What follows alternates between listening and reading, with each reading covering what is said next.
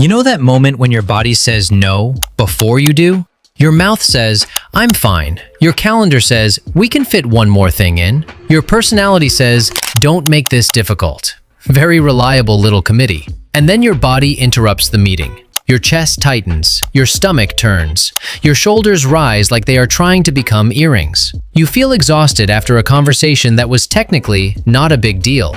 You walk into a room and something inside you contracts before your mind has produced one single logical explanation. Sometimes the body says no because the personality has been saying yes for too long. And because we are modern people, very advanced, very efficient, we usually ask, what is wrong with me?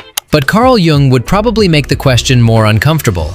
Not, what is wrong with me? But, what in me is trying to speak? Jung spent his life studying the unconscious, the hidden part of the psyche that speaks in dreams, symbols, sudden emotions, slips of the tongue, and reactions that seem too big for the moment. He did not see the human being as a machine with a mind accidentally attached. He saw the psyche as alive. And in Jungian psychology, the body can sometimes become the place where the unconscious finally gets our attention. This does not mean every symptom is emotional, and it does not replace medical care. But it does give us a deeper question.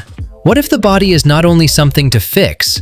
What if sometimes it is something to listen to? For Jung, a symptom was not only a problem, it could also be a symbol, a message, a doorway. Your body may not be your enemy, it may be the part of you that stopped pretending. Imagine your body as a messenger standing at the door with a letter. At first, it knocks politely, a little tension, a strange tiredness, a tight jaw after saying yes when something inside you meant no. You do not answer. You are busy. You have emails. You have bills. You have a personality to maintain. We are, apparently, the only species that ignores a letter because we are too busy writing new ones. So the messenger knocks again, a heavier chest, a stomach that reacts before you understand why, a body that gets tired around certain people before your mind has allowed itself to have an opinion. Still, you do not answer. So one day, the messenger stops knocking politely and starts ringing the bell. Louder, not because it hates you, because the letter has become urgent. This is the messenger body, the body carrying a message from the unconscious, and Jung gives us the map for understanding that message. Persona, shadow, active imagination, wholeness. Not as complicated theory as a very human story. The persona is the mask that says, I'm fine. The shadow is everything that was not allowed to fit behind that mask. Active imagination is how we finally sit down with what has been knocking. And wholeness is what happens when fewer parts of us have to live outside the door. That is the journey, and it begins with the first problem. The persona wants to function. The body wants the truth. The persona is not bad. We need it. It helps us survive the world. It teaches us when to smile, when to stay calm, when to be easy, when to say, no worries, even while the body quietly files a complaint. The mask has a purpose. The problem begins when the mask becomes the whole face. You become the helpful one, the strong one, the reasonable one, the one who never needs too much, the one who can handle it. And for a while, it works. People praise you, you get things done. You look mature, very composed, very functional. Meanwhile, inside, something is paying the bill. Because the body often reacts to the truth before the ego admits it. You say yes, your stomach says no. You forgive too quickly, your chest stays tight. You call it just stress. Your shoulders say, we would like to unsubscribe. The body, it turns out, has been keeping very detailed records. This does not mean every sensation has a perfect psychological translation, but the body does show patterns. It notices when you keep crossing your own boundaries. It notices when your life requires you to perform a version of yourself that has become too small. It notices when grief was delayed for so long that it starts living in the room with you. The persona says, I'm fine. The body says, are we? That is not weakness, that is intelligence. A part of you is telling the truth without needing your permission. Jung called the hidden part of the psyche the shadow, not because it is evil, because it is unseen. The shadow is made of everything that did not fit the life you had to live. The anger that was not safe, the sadness that was inconvenient, the need that made people uncomfortable, the fear you learned to hide, the truth you postponed until it started collecting interest.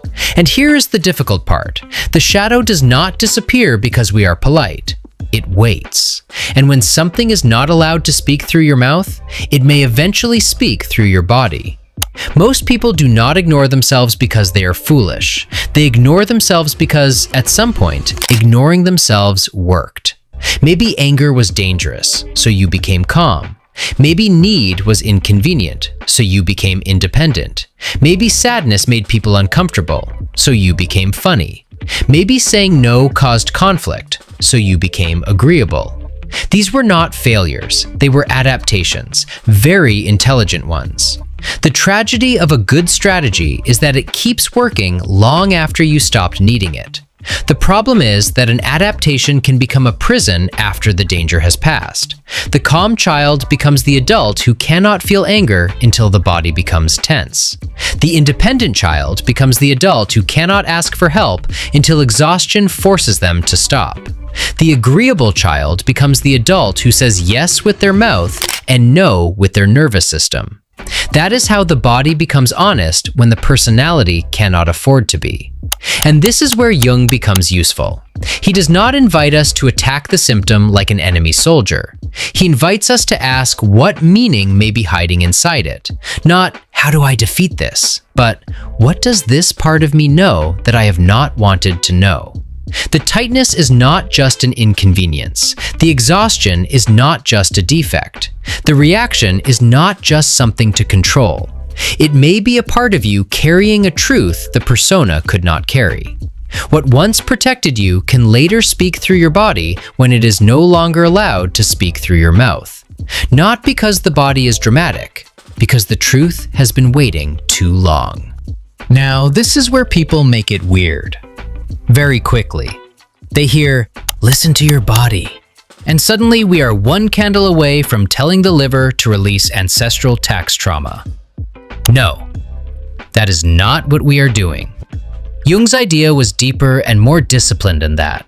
He developed active imagination as a way of entering dialogue with the unconscious, not controlling it, not forcing it, not turning it into a motivational poster, but meeting it, giving the unconscious a form, a voice, an image, a seat at the table. So imagine this. The tightness in your chest is sitting across from you. Not as a disease, not as a diagnosis, not as a monster, as a messenger. And for once, you do not interrupt it. You do not immediately say, "How do I get rid of you?" You ask, "What are you carrying?" Maybe it says, "I am tired." Maybe it says, "I am angry." Maybe it says, "I do not want to go." Maybe it says, "I have been pretending for too long." Maybe it says nothing clear at all. That is okay. You are not trying to win an inner treasure hunt. You are rebuilding a relationship with the parts of you that learned to speak through tension because words were not safe. And here is the important part. Do not perform compassion. The body knows the difference. You cannot grit your teeth and say, "I lovingly accept myself," while secretly thinking, "Could you please become acceptable by Thursday?" That is not compassion. That is self-improvement wearing a softer sweater. Real listening is quieter. It may sound like, "I don't know what you are trying to tell me yet, but I am willing to stop ignoring you." That sentence is not glamorous, but it is honest, and honesty is often the first language the unconscious trusts. Jung's great invitation was not to become perfect. It was to become whole, and wholeness does not mean that every symptom disappears, every wound closes, and your life becomes a peaceful brochure for herbal tea. Wholeness means that fewer parts of you have to live in exile. Your anger does not have to hide behind politeness. Your grief does not have to disguise itself as exhaustion forever. Your fear does not have to become a knot in your stomach before you are willing to admit it exists. Your body does not have to shout because your mind refuses to listen. That is the hopeful part. You do not have to treat your body as a problem to conquer. You can begin to treat it as a messenger to understand.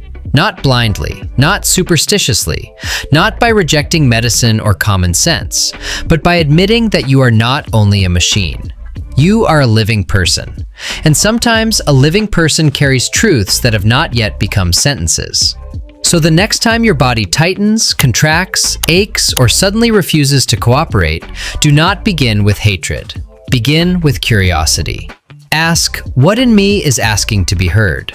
Maybe the answer will not come immediately. That is fine. The messenger has waited this long. It can wait while you learn how to listen. The persona wants to keep the life together. The body wants the truth back. And Jung's word for that was not perfection. It was wholeness. Your body may not be your enemy. It may be the part of you that stopped pretending. Drop a comment. What is one signal your body gives you when something in your life is no longer honest? Because the moment you stop fighting the message, you may finally hear the truth underneath it.